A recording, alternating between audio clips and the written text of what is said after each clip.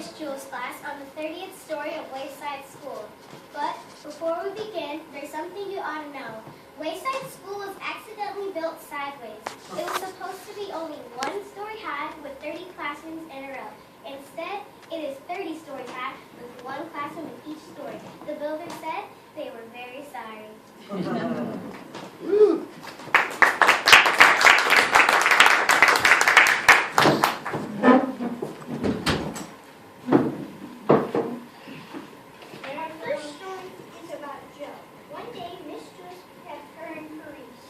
Joe, you're going to have to learn how to count. But Mrs. Jules, I already know how to count. Let me go to recess. First, count to 10. Joe counted to 10. 6, 8, 12, 1, 5, 2, 7, 9, 8, 10. No, Joe, that's wrong. No, it isn't. I counted till I got to 10. But you're wrong. I'll prove it to you. She put down 5 pencils. Count the pencils, Joe. Joe counted the pencils. 4, 6, 1, 9, 5. There are 5 pencils, Mrs. Jules. No, there are 5. That's what I said. May I go to recess now? No, you got the right answer but counted the wrong way. You're just lucky. She showed her 8 potatoes. Count the potatoes, Joe. Joe counted potatoes. 7, 5, 3, 1, 2, 4, 6, 8. There are 8 potatoes, Mrs. Jules. No, there are 8. That's what I said. May I go to recess now? No, you got the right answer but counted the wrong way again. She put down 3 books. Count the books, Joe. Joe counted the 1,000, 1,000,000, 3. 3, Mrs. Jules. No.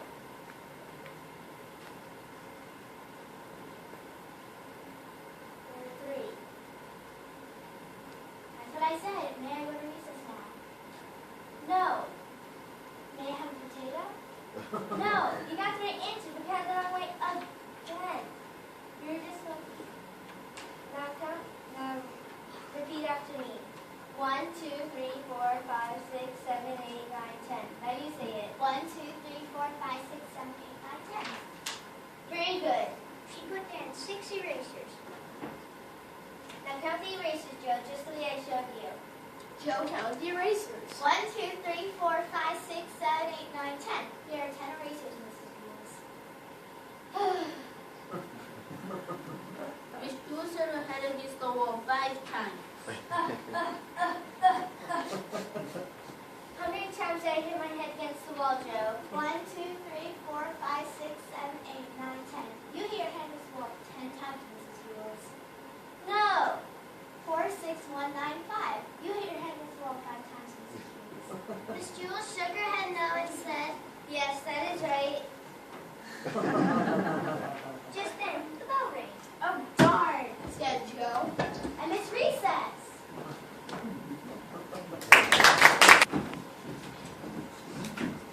Stories about Phoebe. Phoebe was the fastest drawer in Mrs. Jules' class. She could draw a cat in less than 45 seconds, a dog in less than 30, and a flower in less than 8 seconds. But of course she never drew just one dog, or one cat, or one flower. What was from 12:30 to 1:30? Well, in that time she could draw 50 cats, 100 flowers, 20 dogs, and several eggs of watermelons. You see, it took her the same time to draw watermelon as Nick. Calvin sat next to Phoebe. He didn't think he was very good at art. It took him a whole period just to draw one airplane. So instead, he just helped Phoebe. He was Phoebe's assistant. As soon as Beaver would finish one masterpiece, Calvin would take it from him and set down a clean sheet of paper. Whenever a crayon man wrote, Calvin was ready with the new crayon. That way, Phoebe didn't have to waste any time. And in return, Phoebe would draw 5 or 6 airplanes for Calvin. It was 12:30. Time for her. Phoebe was writing on her desk with a sheet of double construction paper. In her hand was a green crayon. Calvin was ready. He held a stack of papers and a box of crayons. Ready, baby? Ready, Calvin? All right, class, said Miss Jules. Time for art. She had hardly finished her sentence when Phoebe had drawn a picture of a leaf. Calvin took it from her and put down another piece of paper. When? Calvin handed Beaver a red crayon.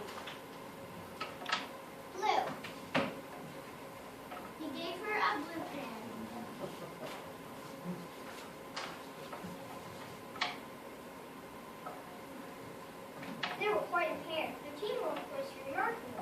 Phoebe drew pictures as fast as Calvin could pick up the old one and put down the new. A fish. An apple. 3 cherries. Bing, bing. Bing. At 1:30, Miss Jules announced. All right, class, art is over. Phoebe dropped her crayon and fell over on the desk. Calvin sighed and leaned back in his chair. He could hardly move. They had broken their old record. Phoebe had drawn 378 pictures. They landed a pile on Calvin's desk. Miss Jules walked by. Calvin, did you draw all these pictures? No, Phoebe drew them all. Well, then what did you draw? I didn't draw anything. Why not? Don't you like art? I love art. That's why I didn't draw anything. Man. It would have taken me the whole period just to draw one picture. And in that time, Phoebe could have only drawn 100.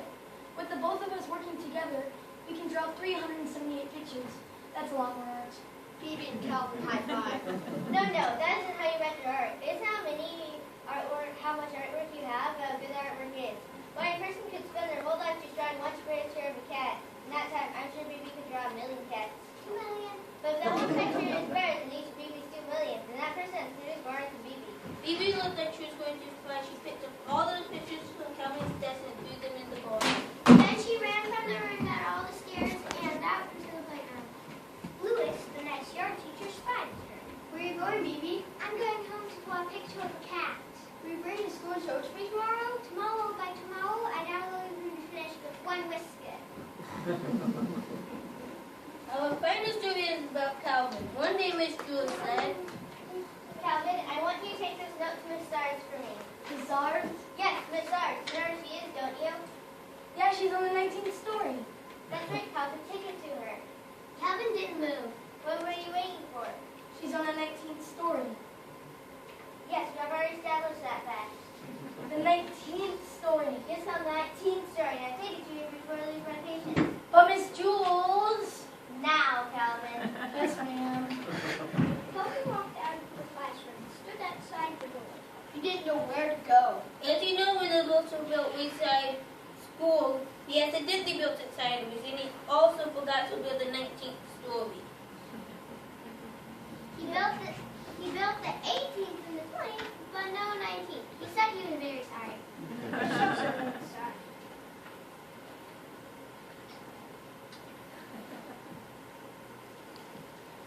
Mrs. Czars taught the class the 19th story. Since there was no 19th story, there was no Mrs. Czars. And besides that, as if Calvin didn't have enough problems, there was no note. Miss Jules had never given Calvin a note. Boy, this is just great. I'm supposed to take a note that I don't have to a teacher that doesn't exist, who teaches on a floor that was never built. He didn't know what to do. He walked down to the 18th story. Then back up to the 20th. Then back down to the 18th. Then back up again to the 20th.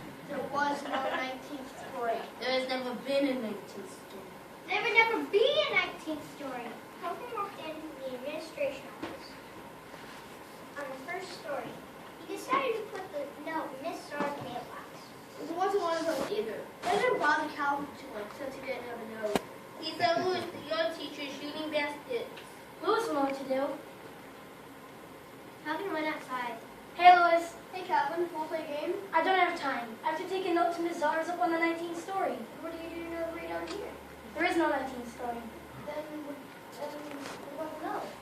There is no note. What about Miss Sar? There is no Miss Czars. I understand. That's great because I don't. It's very simple. Not supposed to take no note to no teacher. You already have done it. I'll just have to tell Miss Jules that I couldn't deliver the note. That's good. Two is always best. Besides, I think I understand when I say anything. Calvin walked back up 30 flights of stairs to Mrs. Jewell's class. Thank you very much, Calvin. Yes, but That's a very important note, and I was glad I was able to count on you. But I told Mrs. Zars not to meet me for lunch. don't worry. Said Calvin. She won't. So now you know about Wayside School. Some people say these stories are strange and silly. That is probably true. But the children at Wayside School heard stories about us. They thought we were strange and silly. And that's for sure.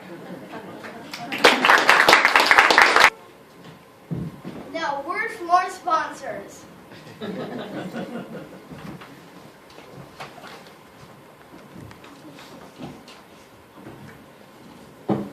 Oh boy.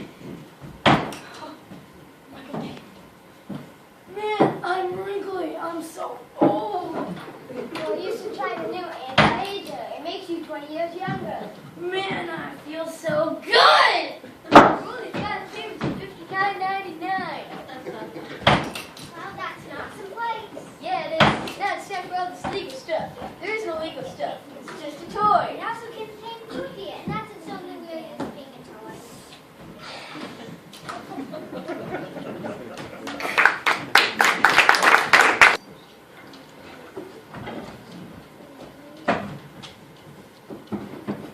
Welcome to Guess That Smell. Today's contestant is Andrew. Andrew's Guess That Smell. Fresh fruit! No, it's spam. Email garbage? No spam, the most delicious deodorant option. It comes in many smells and will attract the ladies. Sweet. How about some of that? How much is it? $12.99 plus shipping and handling. Sweet. All right. Give it to me.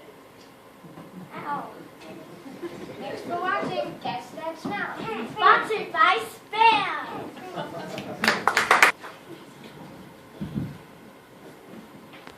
Have you ever been sad because your tree has no butterflies? Yes. Well, if you buy this, you'll get unlimited butterflies. Cool. For a low price of $50. That's a good place, I'll take it.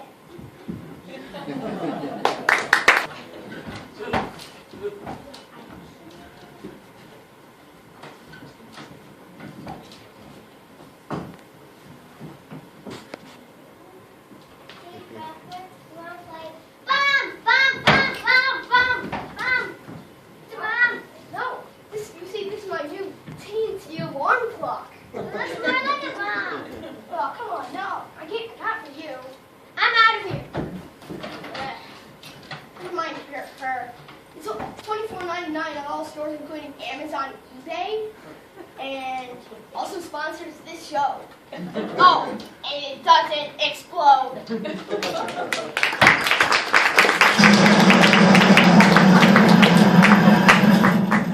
Are you okay?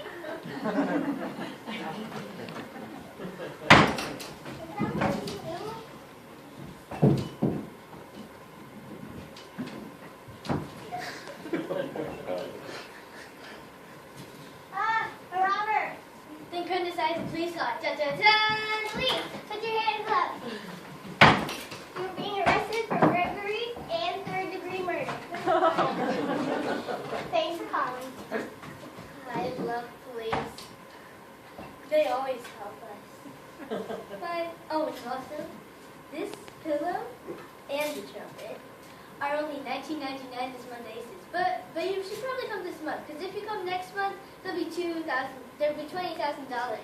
Bye-bye. And now something completely different. Once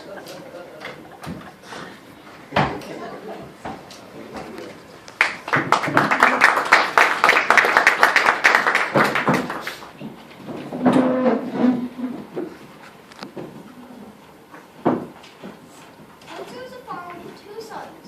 One morning he said to them, "Boys, you're old enough now to marry, but in our family we have our own way to choose a bride." The younger son nodded and listened respectfully, but the older one said, You told us, Father. We must cut down a tree and see where it points. That's right, then you walk till you find a sweetheart. That's how we've done it, and that's how we always will. now the older son already knew who he wanted to marry. He also knew how to cut down a tree, so he found out what he wanted. So his tree fell according to the farmer a sweetheart lived. The younger son, his name was Nico, didn't have a sweetheart, but that he tried his luck in the town. Well, maybe he cut the tree around, or maybe it got to but fell pointing to the forest. Nice job, Nico. What's are we gonna find in there? A wolf or a fox? Never mind, I'll find what I find. The two young men went their ways. Nico walked through the forest for hours without seeing a soul. But at last, he came to a cottage deep in the woods. I know I'd find a sweetheart. But when he went inside, he saw no one. All this wait for nothing. Maybe not. Nico looked around, but the only living thing in sight was a little mouse on a table. Standing up on its hind legs, it gazed at him with large bright eyes. Did you say something? Of course I did. Now why don't you tell me your name and what you came for? Miko had never talked to the mouse, but he felt it only polite to reply. My name is Miko, and I've come looking for a sweetheart. Oh, Miko, I'll gladly be your sweetheart. But you're only a mouse. That may be true, but I can still love you faithfully besides. Even a mouse can be special. Don't feel like bird. With one finger, Miko stroked the mouse's head. Why, it feels like velvet, like a gown of a princess. That's right, Miko. And as he petted her, she sang to him prettily. Miko, sweetheart, will I be? What if I know it is? Gown of velvet I do wear, like a princess fine and rare. Miko looked into those large, bright eyes and thought she was really quite nice for a mouse. And since he had found no one else anyway, he said, All right, little mouse, you can be my sweetheart. Oh, Miko, I promise you won't be sorry. He wasn't too sure, but he just stroked her for and smiled. When Miko got home, his brother was already there boasting to his father.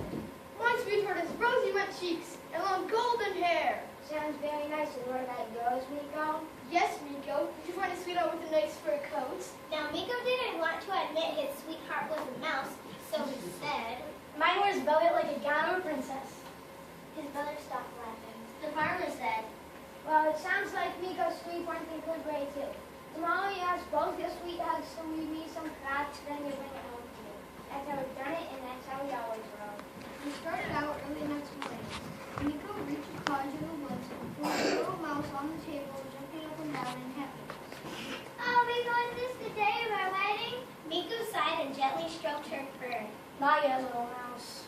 Why, Miko, you look so sad. What's wrong? My father wants you to weave some cloth, but how can you do that? You're only a mouse. That may be true, but I'm also your sweetheart.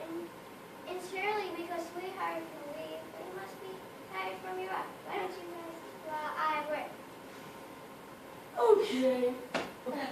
Miko lay down in the bed in the corner, and the little mouse sang him a pretty lullaby. Miko, sweetheart, will I be? What if I get live in the sea? Pot filled with it, I will leave. I'll be done when you must leave. When the little mouse was sure that Miko was asleep, she picked up a sling on a cord on a needle. Out of the mouse holes in the room came 3 more mice. They all stood before the table gazing up at her. Hurry, each of you, find a strand of the finest flax. The mice rushed from the cottage. And then 1, 2, 3, and back they were, each is a strand of flax. First they spun yarn on the spinning wheel. Whoa, whoa, whoa. One worked the pedal, One fed the flax. and one rode around with the wheel. Then they spun the yarn on the loom and wove into cloth. Swish, thump, swish, thump, swish, thump. One worked the pedal, One rocked the beater. and one sailed the shuttle back and forth. At last, they cut the cloth from the loom and tucked it in a nutshell. Now off with you! And they all scampered back to their mouse holes. Miko, wake up. It's time to go home, and here is something for your father. Miko sleepily took the nutshell. He didn't know why his father would such a thing, but he said, Thank you, little mouse. When he got home, his brother was proudly presenting a cloth from his sweetheart. Farmer looked it over. Strong and fairly even. Good enough for simple folks like us. And wherever goes Miko? Miko blushed and handed him the nutshell. Look at that! Miko asked for cloth, and his sweetheart gave him a nut.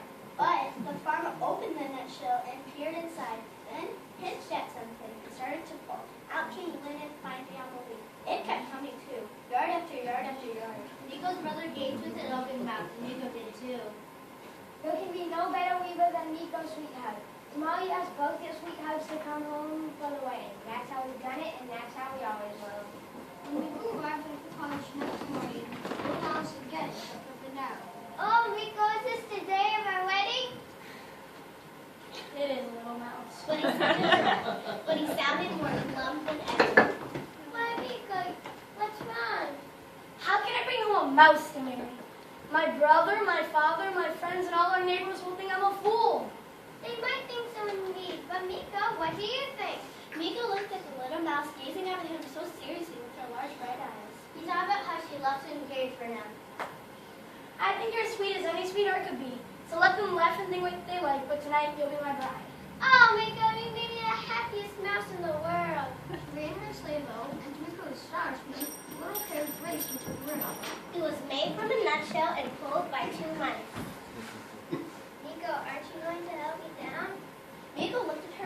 table and set her in the carriage. The mice took off and the carriage sped from behind us so that Miko had to rush to catch up.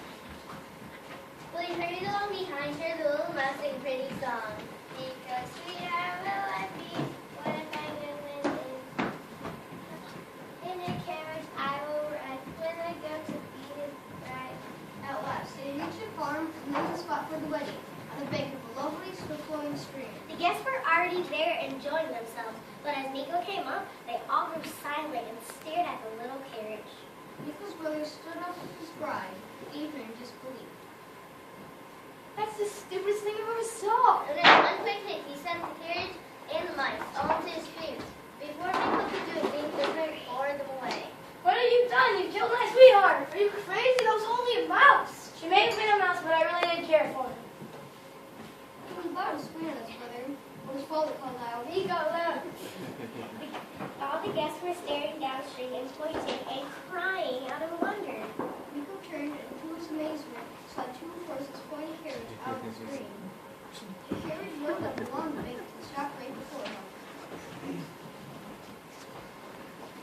Miko, aren't you going to help me down? Miko stared blankly a moment, and then his eyes flew wide. Are you the little mouse? I surely was, but no longer. A witch enchanted me by a spell that can only be broken by one brother who wants to marry me and one who wants to.